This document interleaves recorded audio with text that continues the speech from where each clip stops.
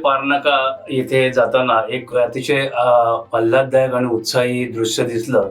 ते म्हणजे कल्याणमध्ये पारनाक्यावरती गणपती मंदिराशेजारी जे अभिनव विद्या मंदिर आहे, या अभिनव विद्या मंदिर शाळेची कल्याण डोंबिवली महानगरपालिका शिक्षण मंडळ यांच्या संयोजनाने नवभारत साक्षरता अभियान अंतर्गत एक दिंडी समारंभ करण्याचं त्यांचं प्रत्येक शाळेवाईज करण्याचं ठरवलं. तसंच ते दिंडीचा कार्यक्रम अभिनव विद्या मंदिर पारनाका यांनी केले.